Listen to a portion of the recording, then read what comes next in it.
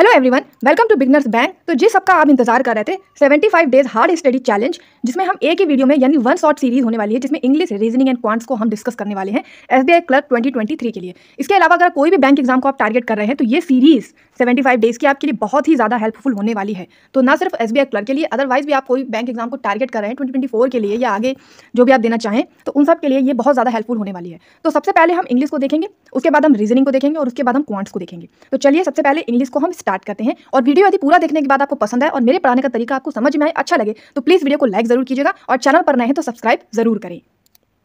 तो इंग्लिश में सबसे पहले हम स्टार्ट कर रहे हैं टेंस को। टेंस को क्यों स्टार्ट कर रहे हैं?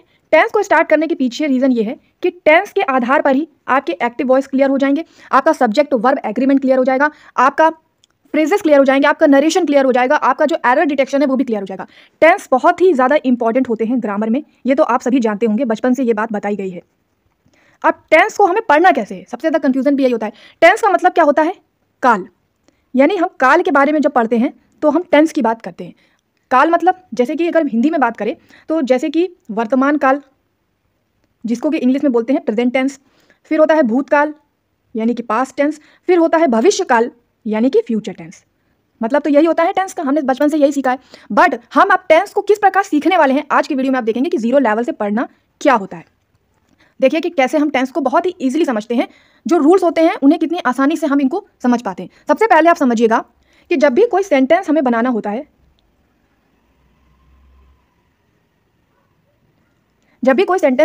तो सेंटेंस के लिए हमें किन दो चीज़ों की ज़रूरत होती है? देखिए, एक तो हमें सब्जेक्ट चाहिए होता है, सब्जेक्ट यानी कि हमें कर्ता की ज़रूरत पड़ती है, और नेक्स्ट थिंग हमें वर्ब की ज़रूरत पड़ती है यानी क्रिया। क्योंकि एक तो काम हमें करने वाला चाहिए जो कि करता है, और एक काम कर क्या रहा है यानी कि क्रिया, यानी कि हमें वर्ब की ज़रूरत है। जब हम सब्जेक्ट से रिलेटेड कोई भी चीज़ पढ़ते हैं तो उसे हम बोलते हैं एक्टिव एंड पैसिव वॉइस। जब भी आप एक्टिव एंड पैसिव वॉइस पढ़ेंगे तब आप देखेंगे कि उसमें सब्जेक्ट के आधार पर पूरा एक्टिव एंड पॉजिटिव क्लियर होता है। लेकिन जब भी हम वर्ब की पढ़ाई करते हैं, वर्ब के बारे में जब हम पढ़ते हैं, क्रिया के बारे में पढ़ते हैं, तो क्रिया के आधार पर ही हम टेंस को पढ़ते हैं। कैसे टेंस को पढ़ते हैं? टेंस मतलब क्या? काल, यानी कि वर्तमान में क्या हो रहा है, भूत में क्या हो रहा है, भविष्य में क्या हो रहा है यानी कुछ काम किया जा रहा है, क्रिया हो रही है ना। तो जब क्रिया की बात हो रही है तो मतलब हम टेंस की बात कर रहे हैं। बहुत ही सिंपल आया है आपको, आई होप कि आप समझ गए होंगे कि टेंस का मतलब क्या है। चलिए, अब क्वेश्चन ये बनता है कि टेंस कितने प्रकार के होते हैं। वैसे तो ये बात सबको पता है, लेकिन चलिए हम बिल्कुल जीरो लेवल से पढ़ रहे हैं तो हम आपको बता देते हैं, क्योंकि यहाँ पे भी कई लोग गलती करते हैं। क्या करते हैं? बोल देते हैं कि 4 प्रकार के टेंस होते हैं। ऐसा नहीं है, टेंस 4 प्रकार के नहीं होते, टेंस 3 प्रकार के होते हैं। अभी मैंने हिंदी में बताया, अब हम उसको इंग्लिश में बता रहे हैं। एक होता है प्रेजेंट टेंस, एक होता है पास्ट टेंस, और एक होता है आपका फ्यूचर टेंस। लेकिन हाँ, इसको जब आप डिवाइड करेंगे तब ये 4 प्रकार से होगा। जब इसको डिवाइड करेंगे तब ये 4 प्रकार से होगा। कैसे? एक होगा आपका सिंपल प्रेजेंट, सिंपल पास्ट या सिंपल फ्यूचर, कुछ भी आप इसको इसमें कर सकते हैं, प्रेजेंट पास्ट फ्यूचर में। इसके बाद आपका कॉन्टिन्यूअस, इसके बाद आपका परफेक्ट, और इसके बाद आपका आएगा परफेक्ट कॉन्टिन्यूअस। तो इस तरीके से जो टेंसेस होते हैं उन्हें हम डिवाइड करते हैं। लेकिन अब टेंस में जो रूल्स होते हैं हमें सबसे पहले उसे समझना होगा। देखिए, जब भी टेंस की बात होती है तो हम क्या देखते हैं? एक तो होता है V1 यानी वर्ब की फर्स्ट फॉर्म, फिर होता है V1S या ES, इसके बाद होगा V2 यानी वर्ब की सेकंड फॉर्म, फिर होगा V3 यानी वर्ब की थर्ड फॉर्म, फिर होगा VING यानी कि वर्ब का कॉन्टिन्यूअस फॉर्म। इसको समझने के लिए आपको मैं एक एग्जांपल देती हूँ। जैसे वर्ब की फर्स्ट फॉर्म में हमने गो को लिया, ठीक है। अगर हम एस और ईएस में करेंगे गो को तो क्या बोलेंगे? गोस। अब अगर V2 में जाएगा तो गो का पास्ट क्या होता है? वेंट। गो का थर्ड फॉर्म क्या होता है? गॉन। आपने पढ़ा होगा ना, गो वेंट गॉन। और ING फॉर्म क्या होती है? गोइंग। अगर ये फॉर्म आपको पता है तो बहुत अच्छे से पता होगा आपको कि ये इस तरह से बनती हैं। और वर्ब में 2 तरीके की फॉर्म होती है। देखिए, एक होती है रेगुलर वर्ब। तो रेगुलर वर्ब तो बहुत ही इजी होती है, आप उसको रूल्स के माध्यम से भी समझ सकते हैं। जैसे गो, वेंट, गॉन, ये तीनों चीज़ें अलग अलग आ रही हैं, तो ये इर्रेगुलर वर्ब्स में आ जाता है, यानी कि ये रेगुलर नहीं है, इर्रेगुलर है। जैसे आपने देखा होगा कि सिट होता है, या कम, केम, कम होता है, गो, वेंट, गॉन होता है। तो आप देख पा रहे हैं कि कहीं पे एक जैसा ही आ रहा है बट कहीं पे अलग आ रहा है। तो इसीलिए ये रेगुलर और इरेगुलर में डिवाइड होती है। इसके बारे में हम डिटेल में तब पढ़ेंगे जब हम वर्ब को पढ़ेंगे, लेकिन यहाँ पे हम टेंस को पढ़ रहे हैं और टेंस में बहुत ज़्यादा इंपॉर्टेंट होता है वर्ब को समझना। इसलिए मैंने आपको यहाँ पे छोटा सा एक बात बताया है कि वर्ब भी 2 टाइप की होती है, एक रेगुलर एंड एक इरेगुलर। और वर्ब को किस प्रकार डिफाइन करना है? वर्ब की फर्स्ट फॉर्म, वर्ब की एस और ईएस फॉर्म, वर्ब की सेकंड फॉर्म, वर्ब की थर्ड फॉर्म और वर्ब की ING फॉर्म। यहाँ तक आपको समझ में आ गया होगा। अगर यहाँ तक आपको अच्छे से समझ में आया है तो वीडियो को आपको लाइक ज़रूर करना है। तो सबसे पहले हम पढ़ेंगे सिंपल प्रेजेंट, जिसको कि इनडिफिनिट भी बोलते हैं। ध्यान रखिएगा, इनडिफिनिट हो या फिर सिंपल प्रेजेंट हो, एक ही बात है। इसमें आपको अलग अलग नहीं है कि ये अलग अलग टेंस होते हैं, एक ही होता है। अब इसको हम सीधे रूल से नहीं समझेंगे। आपने जब भी टेंस पढ़ा होगा तो क्या होता है कि टेंस में बता देंगे कि पहले सब्जेक्ट लगता है, सब्जेक्ट के बाद वर्ब की फर्स्ट फॉर्म लगती है, फिर उसके बाद आपका नाउन या फिर एडजेक्टिव या फिर एडवर्ब लगता है, और फिर आपका ऑब्जेक्ट लगता है। अब ये रूल्स अभी आपने सिंपल प्रेजेंट पढ़ा है तो आपको मैंने बताया तो आपको याद आएगा, लेकिन जब हम आगे पढ़ेंगे सिंपल प्रेजेंट के बाद सिंपल पास्ट, सिंपल फ्यूचर, फिर हम कॉन्टिन्यूअस में आएंगे, फिर हम परफेक्ट में आएंगे, तो बहुत सारे रूल्स जुड़ जाएंगे और आप टेंस भूल जाएंगे और क्वेश्चन वहीं पे गलत हो जाएगा। तो हमें इस तरीके से नहीं सीखना है जिस तरीके से हमने बचपन में सीखा है। यही तरीका अगर रहेगा तो कंपटीशन में प्रॉब्लम होगी। तो हमें करना क्या है, रिवर्स मेथड का यूज करना है। यानी कि अभी तक हम क्या करते थे, हम पहले रूल को समझते थे, उसके बाद हम सेंटेंस को फॉर्म करते थे, बट अब हम इसको उल्टा करेंगे। मतलब पहले हम सेंटेंस को फॉर्म करेंगे और सेंटेंस से हम रूल को निकालेंगे। देखिएगा कितनी इजीली आपके दिमाग में चढ़ जाएगा कि किस प्रकार टेंस बिल्कुल दिमाग में बनते चले जा रहे हैं। और बैंकिंग का खेल यही है कि हर काम दिमाग में हो जाए, पेन ना चलाना पड़े, कि वहां पर टाइमिंग बहुत कम मिलता है। तो देखिएगा मैं कुछ सेंटेंस यहाँ लिख रही हूं और उससे आप समझ पाएंगे। देखिए जैसे मैंने लिखा आई एम अ टीचर, और सेकेंड सेंटेंस मैंने लिखा ही इज नॉट सिंसियर। समझिएगा, तो हमने दो सेंटेंस बनाए। पहले सेंटेंस में हमने नॉट का प्रयोग नहीं किया है, दूसरे सेंटेंस में हमने नॉट का प्रयोग किया है। दो सेंटेंस हमने बनाए जो कि सिंपल प्रेजेंट है। सिंपल मतलब सीधी सी बात करनी है, और सिंपल प्रेजेंट में सीधी सी क्या होता है, इज, एम, आर का यूज होता है, I, we, you, they, he, she, it, इन सब का यूज होता है। ये तो सब में होता है, आप जानते ही हैं। तो अब रूल समझेंगे। तो हमने भी रूल क्या बताया था, आई, तो आई क्या हो गया, सब्जेक्ट। उसके बाद इज, एम, आर का प्रयोग होगा, तो हमने आई के साथ क्या लिया है, एम लिया है। आई के साथ एम लगता है, ये अभी हम आपको बताएंगे। फिर हमने टीचर लिया। टीचर क्या है, एक पद का नाम है, एक पोस्ट है, तो वो क्या हो गया, नाउन हो गया। कोई भी नाम होता है तो नाउन होता है। तो ये हमने पहले सेंटेंस को बनाया और सेंटेंस से ही हमारा रूल निकल गया बहुत ही इजीली। अब ये नेक्स्ट देखिएगा, ही क्या है, ही हमारा सब्जेक्ट है।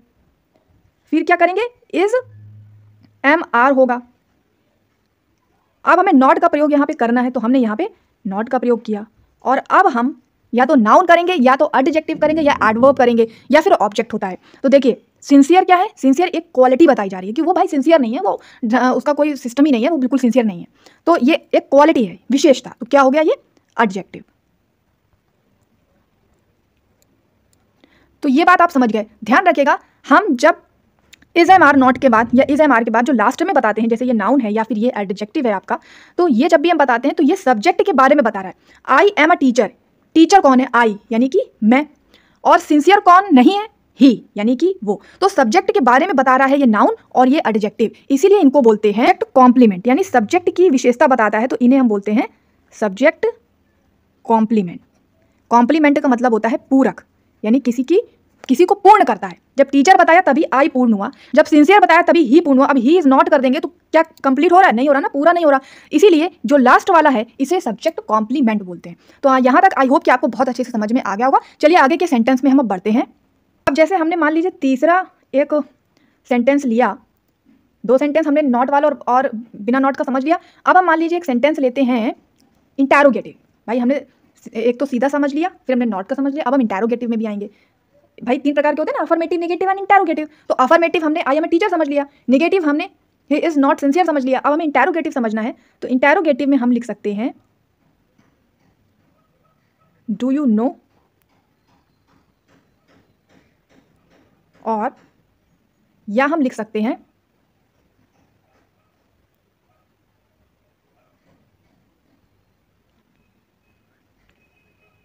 डजंट ही गो। दो सेंटेंसेस लिखे। अब ये दो सेंटेंसेस से अगर मैं कहूं कि क्या आप रूल बता सकते हैं, तो बिल्कुल आप बता लेंगे। कैसे, आपने क्या किया, चूंकि ये एक इंटैरोगेटिव सेंटेंस है, यानी कि प्रश्नवाचक शब्द है, सॉरी प्रश्नवाचक वाक्य है, तो डू पहले आ गया, तो हमने डू को पहले ले लिया। इसके बाद यू हमारा क्या है, सब्जेक्ट, यानी सब्जेक्ट उसके बाद आएगा, और उसके बाद हमारा फिर आएगा आपका वर्ब, और इसके बाद आप जानते हैं कि नाउन, एडजेक्टिव या सब्जेक्ट कॉम्प्लीमेंट आ सकता है या ऑब्जेक्ट आ सकता है। और इसमें डस, नॉट हमने पहले ले लिया है, तो अब हमारा सब्जेक्ट बचा, तो सब्जेक्ट आएगा और सब्जेक्ट के बाद वर्ब। तो अब आप देख पा रहे हैं कि किस प्रकार हम पहले सेंटेंस बना रहे हैं और सेंटेंस के अकॉर्डिंग ये रूल हमारा एकदम करेक्ट निकल के आ रहा है। लेकिन अब आपको समझना क्या है कि कहीं पे तो सब्जेक्ट की V1 फॉर्म आ रही है और कहीं पे V2 फॉर्म आ रही है। तो अब हमें ये चीज़ यहाँ पर समझनी होगी। तो इसको समझने के लिए आपको समझना होगा I के साथ हमेशा M आता है, U, V, दे, इनके साथ R आता है और ही, शी, इट, इनके साथ इज आता है। ये पूरा है सिंपल प्रेजेंट का सिस्टम। अब यहाँ पे फोकस करिएगा, आई के साथ तो एम आ रहा है, ये तो ठीक है। यू प्लूरल है, आप की बात कर रहे हैं, वी प्लूरल है, हम की बात कर रहे हैं, दे सबकी बात कर रहे हैं, तो प्लूरल है।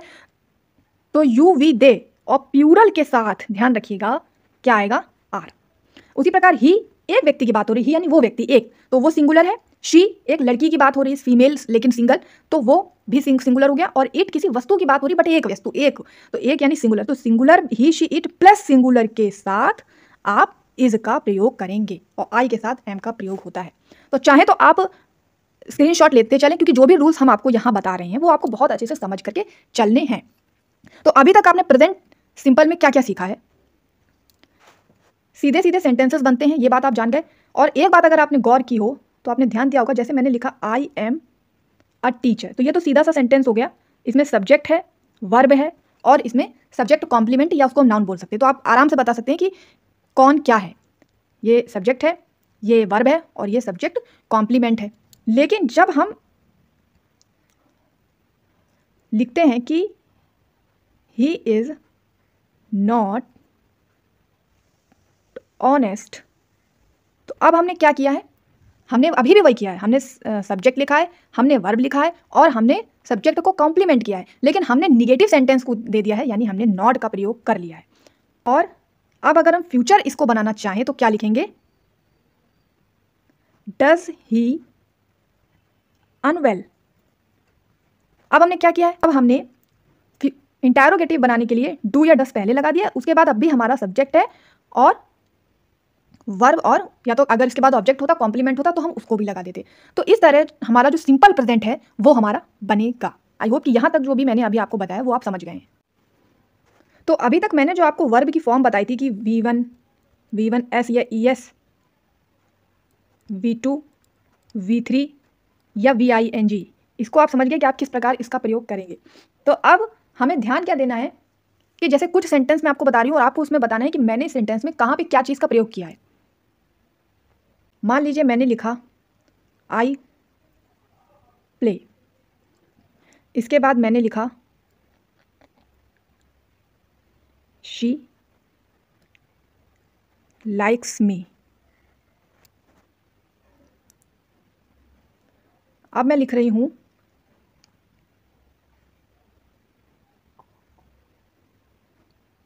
He does not look good. पूछ रही हूं कि बताइए कि यहाँ पे क्या आपको दिख रहा है। तो आप देख पा रहे हैं आई यानी सब्जेक्ट और सब्जेक्ट के साथ प्ले यानी कि वर्ब आ रही, जो कि मैंने आपको स्टार्टिंग में ही बताया था कि टेंस में जो मेन यूज होता है वो सब्जेक्ट प्लस वर्ब का होता है। सीधा सा आपने समझ लिया। यहाँ पर आप क्या देख पा रहे हैं कि सब्जेक्ट है, सब्जेक्ट के साथ वर्ब की एस और ES वाली फॉर्म है, लाइक्स है, और इसके बाद हमारा ऑब्जेक्ट है। यहाँ पे आप क्या देख पा रहे हैं कि हाँ ये सब्जेक्ट है, डज हमारी वर्ब है, नॉट हमारा नॉट यहाँ पे लग गया, यानी नहीं वाला सेंटेंस है ये, निगेटिव। इसके बाद लुक हमारी वर्ब है और ये हमारा ऑब्जेक्ट है। अब आप यहाँ कहेंगे कि ये दो वर्ब कैसे आ रही हैं?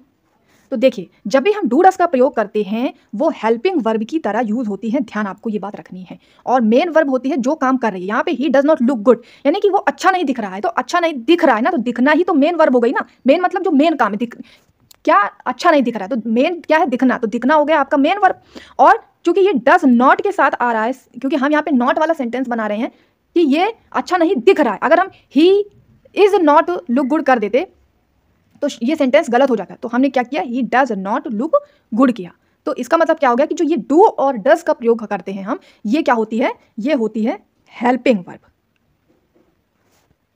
अब ध्यान क्या देना है कि इज एम आर तो आपने समझ लिया कहां पे किसके साथ लगना है, डू और डज कहां पे किसके साथ लगना है ये भी आपको समझना होगा। यू, आई, वी, दे और प्लूरल, इन सब के साथ जब भी आप डू डस लगाएंगे तो डू का प्रयोग करेंगे। और इसके अलावा बचा जो ही, शी, इट या फिर सिंगुलर, इसके साथ आप जब भी प्रयोग करेंगे तो डस का प्रयोग करेंगे। तो ये रूल आपको ध्यान रखना है, समझ के चलना है। 2-3 बार प्रैक्टिस करेंगे तो रटना नहीं कुछ पड़ेगा, ऑटोमेटिक समझ में आ जाएगा। और हाँ, ये पूरा वीडियो देखने के बाद एक काम करिएगा कि गूगल पे जाकर सर्च कीजिएगा कि सिंपल प्रेजेंट के क्वेश्चन, बिगनर्स लेवल के लिए निकालिएगा, एकदम बड़े लेवल पे मत जाएगा यदि आप पहली बार कर रहे हैं तो। सिंपल प्रेजेंट के एग्जाम्पल क्वेश्चंस निकालिएगा और फिर इसको प्रैक्टिस कीजिएगा कि आपका गलत बन रहा है कि सही बन रहा है। अब आपको ध्यान देना है कि डस कहाँ कहाँ पे आएगा, यानी एस या ईएस की फॉर्म हम कहाँ लगाते हैं, ये आपको समझना होगा। तो ध्यान दीजिएगा कि जिस वर्ब के एंड में S, ES, SH, CH, X, Y या ओआई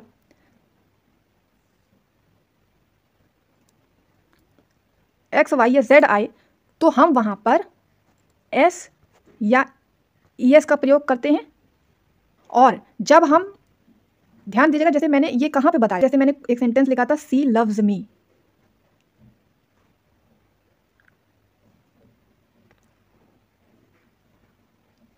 तो यहां पर हमने एस और ईएस लगाया था। लेकिन अगर इसी की जगह आप she does not loves me लिखेंगे तो ये गलत हो जाएगा। अगर आपने सीधे सीधे लव्स लिख लिया तो सेंटेंस आपका ठीक है, लेकिन अगर आपने डज नॉट का प्रयोग कर दिया तो फिर लव नहीं होगा, यहाँ पे V1 आ जाएगा, एस और यस हट जाएगी, लव होगा। यानी कि सी डज नॉट लव मी, सीधा सा सेंटेंस ये बन जाएगा। तो ध्यान रखिएगा कि वर्ब के एंड में अगर S, ES, SH, CH, X, Y, Z आता है तब आप एस या एस का प्रयोग करते हैं। सेंटेंस कैसे पेपर में आते हैं, बहुत ज्यादा ये सेंटेंसेस पूछे जाते हैं एग्जाम में, और छोटी सी ये मिस्टेक की वजह से ये हमेशा क्वेश्चन गलत होते हैं। क्वेश्चन कैसे आते हैं, चलिए फटाफट हम इसका देख लेते हैं। द गवर्नमेंट से रिलेटेड तो समझ लीजिए बैंक एग्जाम का बहुत ही मोस्ट इंपॉर्टेंट फेवरेट होता है क्वेश्चन, और वो आता ही आता है, इसलिए मैंने इसको आपको यहाँ पे दिया है।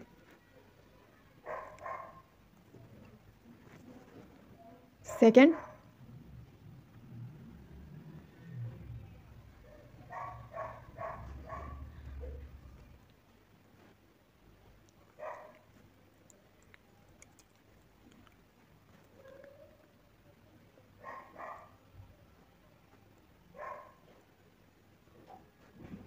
छोटे छोटे सेंटेंस से प्रैक्टिस कीजिए, उसके बाद बड़े सेंटेंस में आइए, एकदम से बड़े सेंटेंसेस में आएंगे। वैसे भी बड़े सेंटेंस में गलतियां तो यही निकालनी है आपको, बस प्रैक्टिस आपको छोटे सेंटेंस से करनी है।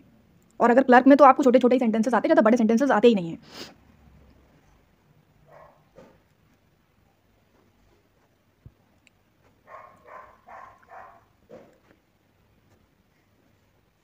बताइए क्या देखा कि द गवर्नमेंट कंपनी टैक्स, तो टैक्स माने कर भी होता है और कर देना भी होता है, लेकिन हमारा वर्ब एक्स से खत्म हो रहा है। मैंने अभी रूल आपको बताया था कि जब भी इस तरह के आएंगे तो हम क्या करेंगे, टैक्स को टैक्सेस कर देंगे।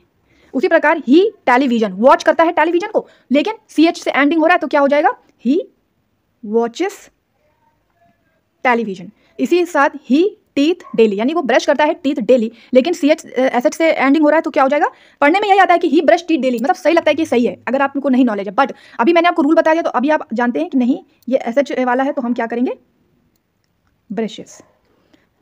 शी टू स्कूल गो, तो गो, शी गो टू स्कूल लग रहा है एकदम सही, लेकिन अभी मैंने आपको बताया था ओ भी आएगा तो क्या होगा, सी गोज टू स्कूल।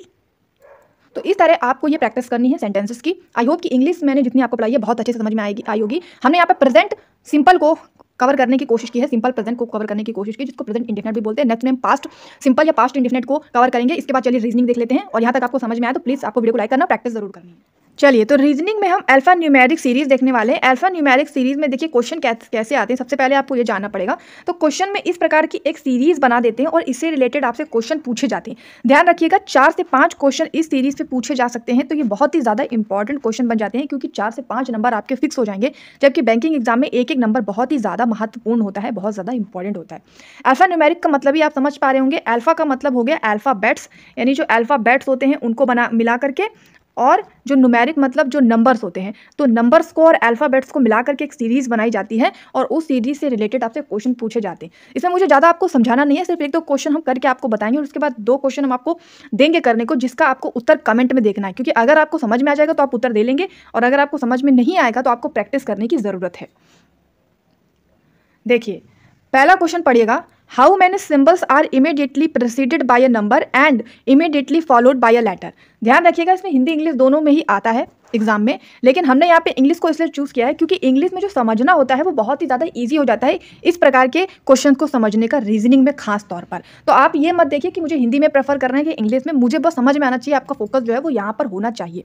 अब देखिए मैंने क्यों कहा कि इंग्लिश में समझना ईजी हो जाता है, क्योंकि देखिए इसमें पूछा है कि हाउ मैनी सिंबल्स, यानी सिंबल्स तो आप जानते हैं, जैसे ये @ हो गया, ये एंड वाला सिंबल हो गया, ये हैशटैग वाला सिंबल हो गया, ये परसेंटेज वाला सिंबल हो गया, ये स्टार वाला सिंबल हो गया। तो यानी इसने सिंबल्स पूछे हैं, ये हमें पता चल गया। फिर इसने पूछा है आर इमीडिएटली प्रेसिडेड, इमीडिएटली मतलब तुरंत उसके जो प्रेसिडेड है, प्रेसिडेड मतलब पीछे की ओर, यानी इस सिंबल के जो पीछे है, इस सिंबल के जो पीछे है, इस सिंबल के जो पीछे है उसको बोलते हैं प्रोसीडेड। एंड तो immediately preceded by a number, यानी इस सिंबल के पीछे कोई नंबर हो, और immediately followed by letter, follow मतलब यानी हम किसी चीज़ को फॉलो करते हैं, यानी हम उसके आगे जा रहे हैं, तो फॉलो यानी इधर वाला। ठीक है, तो इस तरह हमें इस चीज़ को देखना है। तो कितने सिंबल्स हैं यहाँ पर जो सीधे सीधे नंबर से प्रेसिडेड है, यानी इनके पीछे साइड नंबर है, एंड लेटर से फॉलोड है, यानी उनके आगे साइड लेटर है। क्वेश्चन आपको समझ में आ गया? तो चलिए अब हम क्वेश्चन को सॉल्व करेंगे। देखिए, तो एक तो ये @ है, इसके आगे ना तो लेटर है ना इसके पीछे नंबर है, तो ये वाला कट हो गया। ठीक है, इसके बाद ये है, इसके अगर आप पीछे देखेंगे यानी कि पीछे के साइड नंबर है और आगे के साइड लेटर है, यानी प्रोसीडेड बाय अ था ना, proceeded by a number and immediately followed by a letter, तो ये वाला एक हो गया कॉम्बिनेशन आपका। ठीक है, इसके बाद इसमें आएंगे तो यहाँ पे ये नंबर से प्रेसिडेड नहीं है, तो इसको यहीं पे आप छोड़ दीजिए। इसके बाद ये वाला है, ये भी नंबर से प्रेसिडेड नहीं है, तो इसे भी छोड़ दीजिए। फिर ये वाला, ये भी नंबर से प्रेसिडेड नहीं, तो इसे भी आप छोड़ दीजिए। तो हमें पूरी सीरीज में सिर्फ एक ही सिंबल मिला है जो प्रेसिडेड बाय अ नंबर है and followed by a letter है। तो क्वेश्चन में यही पूछा था कि हाउ मैनी, कितने सिंबल्स हैं, तो एक है, तो हम आंसर क्या लगा देंगे, 1। बस इस तरह इस सीरीज को सॉल्व करना है। तो क्वेश्चन को आप समझ पाए कि नहीं, क्योंकि मेरा फोकस सॉल्व कराना नहीं है, मेरा फोकस है आपको समझाना, क्योंकि समझ में आ जाएगा तो आप खुद ब खुद ही कर लेंगे। तो अगर आपको समझ में आया है तो चलिए सेकंड क्वेश्चन आपको अटेम्प्ट करना है। यह वाला क्वेश्चन आप देखेंगे, इसमें दिया है कि all the letters are dropped from series, how many symbols are between the highest and the lowest number. Question क्या कह रहा है, जितने लेटर्स हैं उन्हें ड्रॉप कर दिया गया, यानी उन्हें हटा दिया गया। लेटर्स का मतलब क्या होता है, जो अल्फाबेट्स होता है ना, जो अल्फाबेट्स होते हैं लेटर्स बोलते हैं, तो हम सारे अल्फाबेट्स लेटर्स को हम हटा देंगे। उसके बाद हमें क्या करना है कि हमें सिंबल्स बताने, हाउ मैनी सिंबल्स, लेकिन किनके बीच में, इन बिटवीन, किनके बीच में, highest and the lowest number, जो सबसे बड़ा वाला जो नंबर होगा उसके बीच में और जो सबसे छोटा नंबर होगा उसके बीच में जितने भी सिंबल हैं वो हमें बताने हैं। तो चलिए हम क्वेश्चंस की जो सीरीज है उस पर वापस आएंगे और देखेंगे कि ये क्वेश्चन में जो पूछा गया है वो हम कैसे देखेंगे। तो पहले तो उसने कहा था कि लेटर हटा दो, तो हम जो ये A, D और ये H, ये J, ये I है, इनको हम नहीं देखेंगे। ध्यान रखिएगा, इनको हमें नहीं देखना है, क्योंकि ये उसने ड्रॉप करने को बोला है, तो हमने इसको देखना नहीं है, इसको हम छोड़ देंगे। ठीक है, उसके बाद उसने कहा था जो हाईएस्ट नंबर है, तो हाईएस्ट नंबर आपको पूरी सीरीज में कौन सा दिख रहा है, हाईएस्ट नंबर हमको पूरी सीरीज में ये 9 दिख रहा है, और लोएस्ट नंबर उसने कहा था, तो लोएस्ट नंबर आपको पूरी सीरीज में कौन सा दिख रहा है, ये 2 दिख रहा है। इन दोनों के बीच के हमें सिंबल बताने थे, तो इनके बीच में एक तो ये सिंबल आप देख रहे हैं हैशटैग, एक ये सिंबल आप देख रहे हैं एंड, एक ये सिंबल आप देख रहे हैं @, 3 सिंबल आपको दिखाई दे रहे हैं, तो आंसर आपका क्या हो जाएगा, 3। तो चलिए इस क्वेश्चन पर वापस आते हैं और आंसर लगाते हैं। तो क्वेश्चन का आंसर क्या हो जाएगा, 3। तो यही पूछा था ना, all the letters are dropped from series, how many symbols are between highest and the lowest number, तो इसका आंसर क्या हो जाएगा, 3। तो इस प्रकार आपको अल्फा न्यूमेरिक सीरीज को अच्छे से करना है। तो चलिए आगे क्वेश्चंस और देख लेते हैं। चलिए ये वाला देखिएगा, तो इसमें ये एक सीरीज दी गई है और इससे रिलेटेड ये क्वेश्चन पूछा गया है। सीरीज अगर आपको अच्छे से नहीं दिख रही तो मैं यहाँ पर सीरीज लिख देती हूँ, H #KO and L $% XIAVE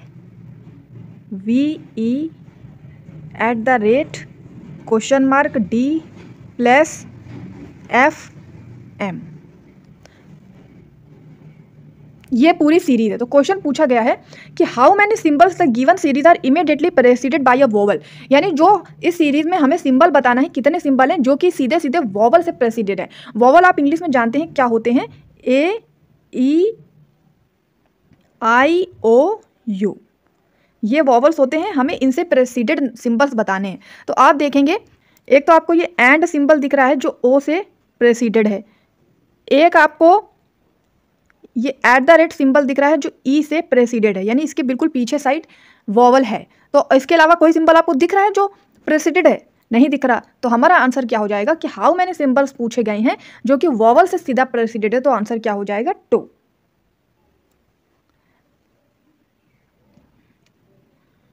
अब नेक्स्ट क्वेश्चन देखेंगे, which is the 7th element from the left of the 15 element from left. यानी हमको लेफ्ट से 15 एलिमेंट में जाना है और उसके लेफ्ट से आपको 7th एलिमेंट में जाना है। तो देखिए, ये तो होता है राइट, ये होता है लेफ्ट, और जब दोनों बार अगर लेफ्ट से ही पूछा जाए, यानी लेफ्ट एंड से पहले हम 15 पे जाएं और उसके बाद हम उस एंड से 7th में जाएं, इससे तो बेटर होगा कि जब दोनों तरफ लेफ्ट और लेफ्ट पूछा जाए तो आप उसको माइनस कर दें। माइनस का मतलब 15 में से आप 7 को घटा देंगे तो कितना आ जाएगा 8। तो बस आप लेफ्ट एंड से सीधे 8वें पे चले जाइए और आपका आंसर आ गया। ये ट्रिक होती है जो आपको सीखनी होती है। तो ये है आपका लेफ्ट, तो लेफ्ट से आपको 8वें पे जाना है। तो 1 2 3 4 5 6 7 8, तो ये परसेंटेज जो है ये आपका 8वें पे आ रहा है। ध्यान रखिएगा, अगर लेफ्ट एंड से लेफ्ट ही नंबर पूछा जाएगा तो आप माइनस कर देंगे, अगर राइट एंड से राइट नंबर पूछा जाता तो भी आप माइनस कर देंगे। ध्यान रखिएगा। तो हमारा आंसर क्या हो जाएगा यहाँ पे परसेंटेज। तो ये दोनों क्वेश्चंस आई होप कि आपको समझ में आ गए। चलिए नेक्स्ट देख लेते हैं कि how many such consonant are there in the given series, each of which is immediately proceeded by a vowel and succeeded by a symbol. तो कॉन्सोनेंट पूछा गया है इस सीरीज में, जो भी वॉवल नहीं होते, वॉवल के बाद जो बचे सेंटेंसेस होते हैं, वॉवल के बाद जो भी अल्फाबेट्स होते हैं वो कॉन्सोनेंट होते हैं, आप जानते हैं। तो इसमें कॉन्सोनेंट पूछे गए हैं जो कि प्रेसिडेड हैं वॉवल से और सिंबल से सक्सीडेड हैं। तो हम अपने क्वेश्चन पे वापस आएंगे तो हम देखते हैं कि यहाँ पर ऐसा कोई कॉन्सोनेंट हमें दिख नहीं रहा जो वॉवल से प्रोसीडेड हो और सिंबल से सक्सीडेड हो, क्योंकि सिंबल्स के पीछे आपको कोई दिख रहा है और अगर दिखता है तो उसके पीछे आपको वॉवल नहीं दिख रहा। तो यहाँ कोई भी ऐसा नहीं है पूरी सीरीज में, तो इसका मतलब इसका आंसर हो जाएगा नन। तो इसका आंसर हो जाएगा नन। अब देख लेते हैं, which element is placed 4th to the right of 11th element from the left. अब ध्यान दीजिएगा, यहाँ पर लेफ्ट एंड से हमें 11th वाले में जाना है और उसके बाद फिर हमें राइट एंड पे 4th पे जाना है। अब यहाँ पर ध्यान दीजिए, तो अगर हम अपनी सीरीज में आए तो लेफ्ट से हमें 11th में जाना है। तो मैंने क्या बताया था कि ये लेफ्ट है और ये आपका राइट है। तो लेफ्ट से आप 11th पे जाएंगे, 1 2 3 4 5 6 7 8 9 10 11, तो ये ए आपका 11th हो गया और इससे आपको राइट पे 4th पे जाना है। तो इसका राइट क्या है, इधर ही है। तो 1 2 3 4 यानी क्वेश्चन मार्क। तो जब लेफ्ट से राइट, लेफ्ट एंड से आपको पूछा जाए उसके बाद राइट की ओर जाना है तो हमें सीधे इधर ही जुड़ते चले आना है, ये ध्यान रखना है आपको। Question mark. आप समझ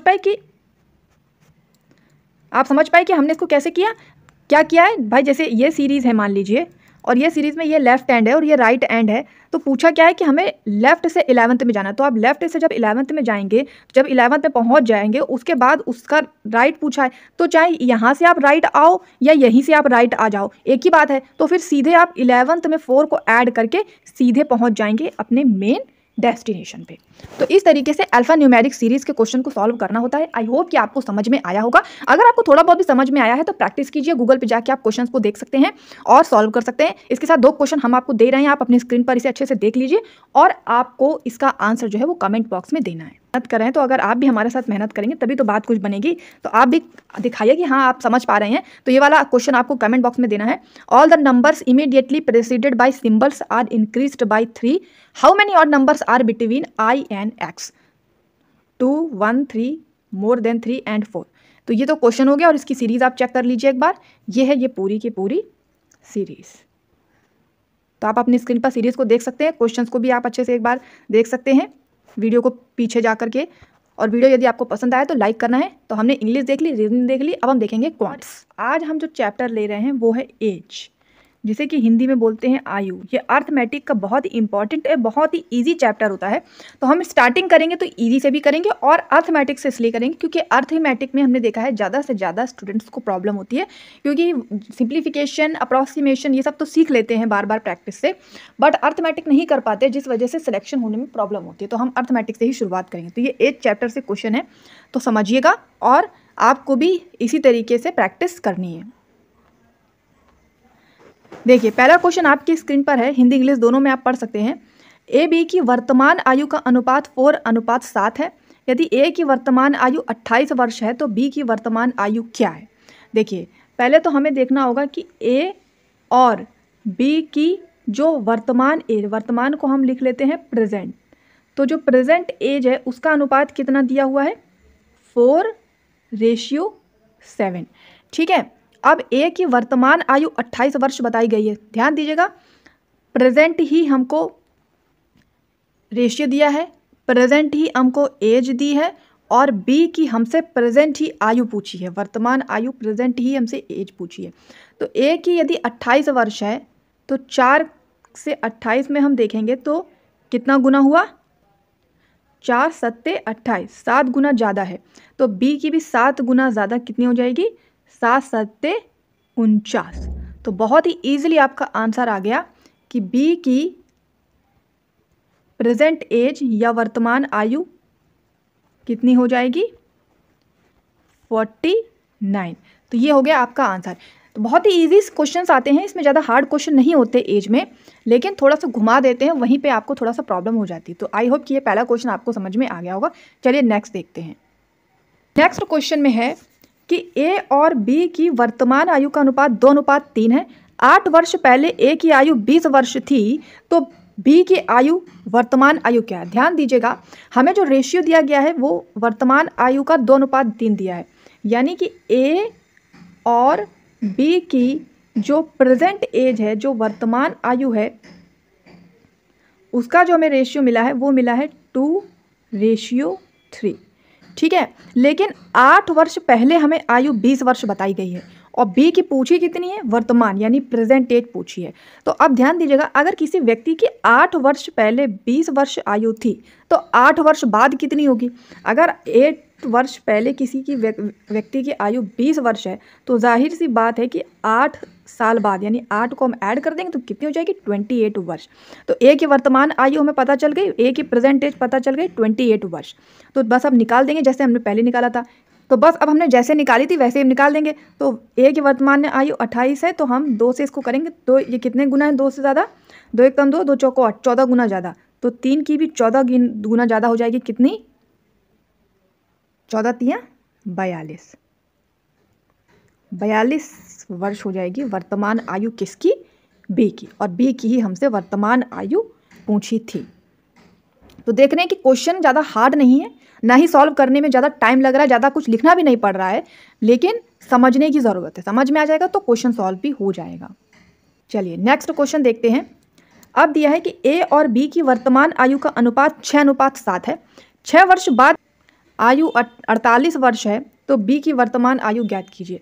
अब देखिएगा, ए बी की वर्तमान आयु हमें 6.7 दी गई है, वर्तमान आयु यानी ए, और बी की वर्तमान एज हमें दी है 6:7। ये कितनी है, ये है वही प्रेजेंट एज।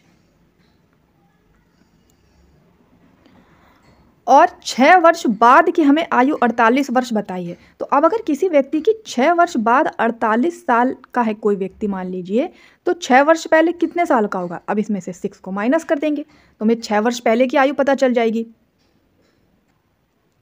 42, 42 साल हुई। तो ये ए की हमें वर्तमान आयु पता चल गई 42। तो ए की अगर वर्तमान 42 है तो बस वही फॉर्मूला, 6 को 42 से करेंगे, 6 सत्ते 42, 7 गुना ज़्यादा हो रही है तो ये भी 7 गुना ज़्यादा बी की होगी, कितनी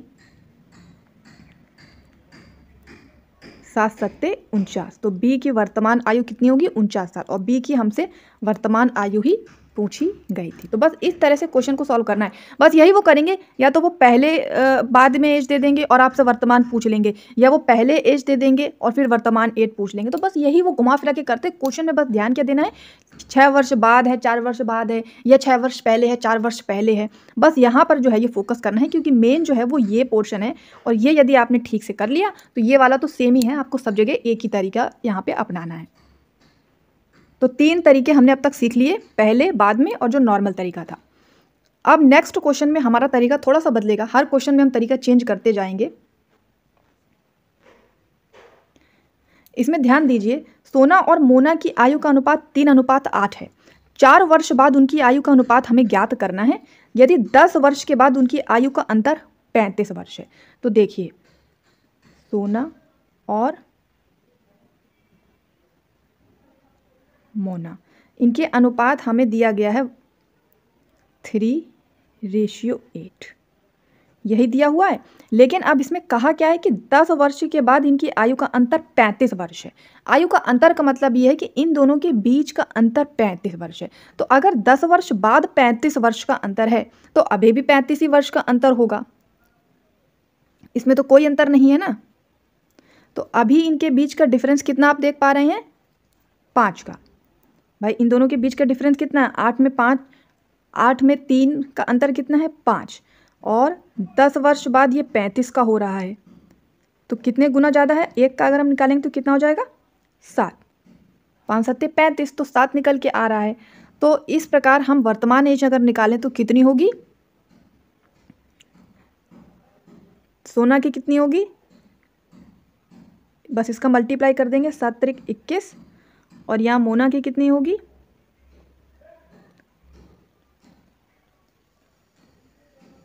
56। ठीक है, तो ये अभी हमें मिली है वर्तमान एज, मोना की आयु का। अब हमसे बस यही पूछा है कि 4 वर्ष बाद इनकी आयु का अंतर। तो अब देखिए, अभी किसी की आयु 21 वर्ष है, तो 4 वर्ष बाद कितनी हो जाएगी, 21 में 4 ऐड करेंगे तो 25 हो जाएगी, ये सोना की हो गई। और अभी अगर किसी की 56 है तो 4 वर्ष बाद कितनी हो जाएगी, 60। और हमसे अनुपात पूछा है तो बस इसको काट देंगे, 5 25, और ये 5 एकम 5, 5 दूनी 10, यानी 5:2 जो है हमारा आंसर आ जाएगा। आई होप कि ये क्वेश्चन भी आपको समझ में आ गया होगा। इसमें ज़्यादा डिफिकल्टी नहीं है, थोड़ा सा क्वेश्चन लेंदी है, थोड़ा समझने की है बात है। अगर 1-2 बार ट्राई करेंगे तो ये क्वेश्चन भी आपसे बन जाएगा। तो इसी तरह हमने हर एक क्वेश्चन का एक एक पैटर्न देखा है और इसी तरह अपनी सीरीज़ को चलाते रहेंगे ताकि हर एक पैटर्न के क्वेश्चन हम आपको कराते जाएं, साथ के साथ प्रैक्टिस भी कराएंगे। तो जो नेक्स्ट क्वेश्चन है वो अब आपकी स्क्रीन पर है, जो कि आपको करना है। यानी कि हमने एक रीजनिंग का भी क्वेश्चन आपको दिया था और एक मैथ का भी क्वेश्चन आपको अपने कमेंट बॉक्स में देना है। तो अभी तक मैंने जितना आपको बताया, यदि आप समझ पाएँ तो ये जो क्वेश्चन है इसका उत्तर, इसका जो आंसर है वो आपको कमेंट सेक्शन में देना है, ताकि हमें भी तो पता चले कि आपको कुछ समझ में आ भी रहा है या नहीं। तो आपको जो इसका आंसर है वो कमेंट डाउन करना है। और वीडियो यदि पसंद आया हो और इसी तरह आप कॉन्टिन्यूअसली सीरीज चाहते हैं तो वीडियो को लाइक करना है, शेयर करना है, और चैनल पर अगर नए हैं तो सब्सक्राइब ज़रूर कर लें। तो मिलते हैं नेक्स्ट वीडियो में। Thank you.